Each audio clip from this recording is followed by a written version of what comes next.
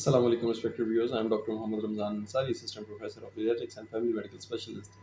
ये वीडियो मैं हाइपोथर्मिया के बारे में बताने जा रहा हूँ, यानी जिस्म के ठंडा पानी या जिस्म के सुन्न हो जाने की सूरत में फर्स्ट एड कैसे मरीज को प्रोवाइड की जाए।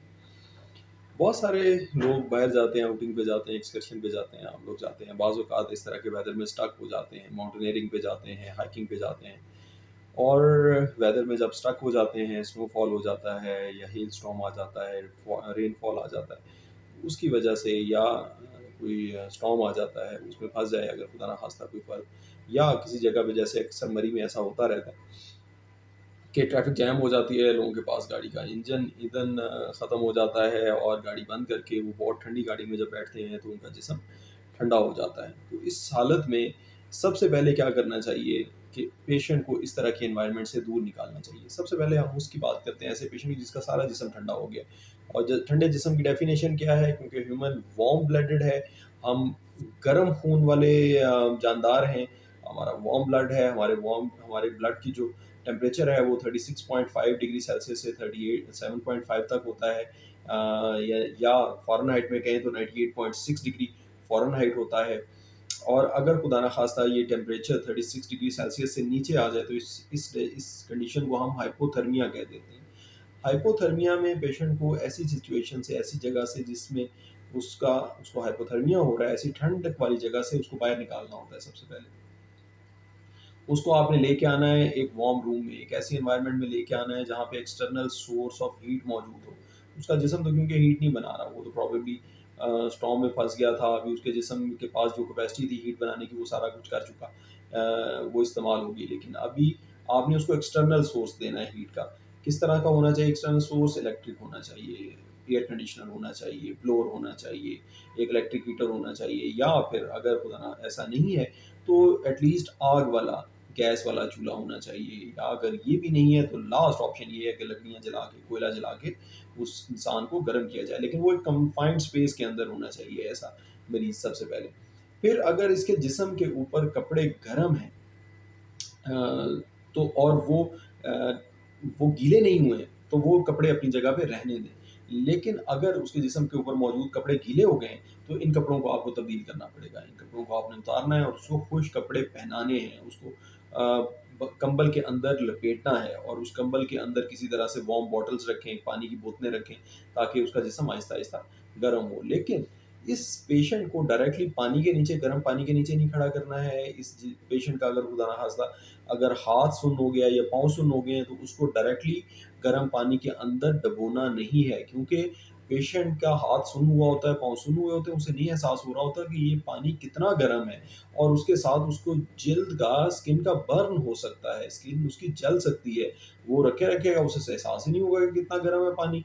और आपने भी जो है वो अपनी तरफ से एक्स्ट्रा एफर्ट किया है कि ज़्यादा गर्म पानी लेके आए कि जल्दी गर्म जिस्म जो है उसका गर्म हो जाए।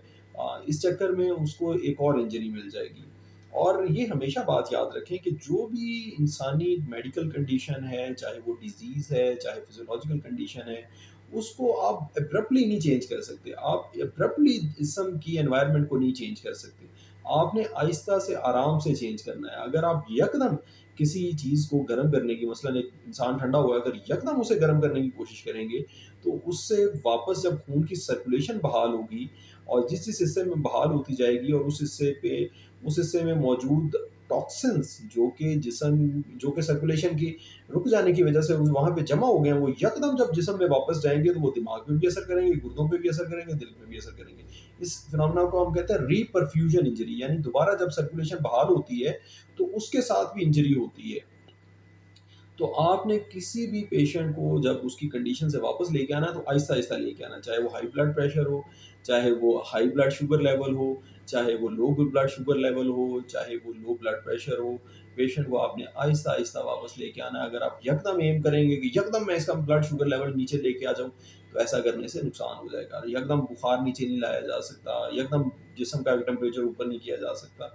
आहिस्ता-आहिस्ता से जिस्म के अंदर चेंजेज़ आती हैं तो वो जिस्म को फ़ायदा करती हैं। यकदम आने वाली चेंजेज़ जिस्म को हमेशा नुकसान ही पहुँचाती हैं, चाहे वो अच्छी गुड डायरेक्शन की तरफ क्यों ना हो। तो आप फिर पेशेंट को ये करेंगे कि आहिस्ता-आहिस्ता उसका बॉडी टेम्परेचर वार्म करते जाएँगे और उसका बॉडी टेम्परेचर 37 तक लेके आएँगे। اس میں واٹر بوٹل کا استعمال اگر تو آپ بہت احتیاط سے اپنے ہاتھ سے چیک کر کے اچھی طرح رکھ رہے ہیں واٹر بوٹل تو پھر تو ٹھیک ہے. یا گرم اینٹ اگر اپنے ہاتھ سے چیک کر کے اچھی طرح سے کہ وہ اتنی زیادہ گرم نہ ہوئی، پیشنٹ کی اسکن سن ہوئی ہوگی، اگر آپ اس کے ساتھ اس طرح کا معاملہ کریں گے کہ زیادہ گرم چیز اس کے ساتھ رکھ دی تو وہ محسوس نہیں کر سکے گا اور اس سے اس کو برن ہو جائے گا، اس سے بعد میں پھر جلد میں تکلیف ہوگی.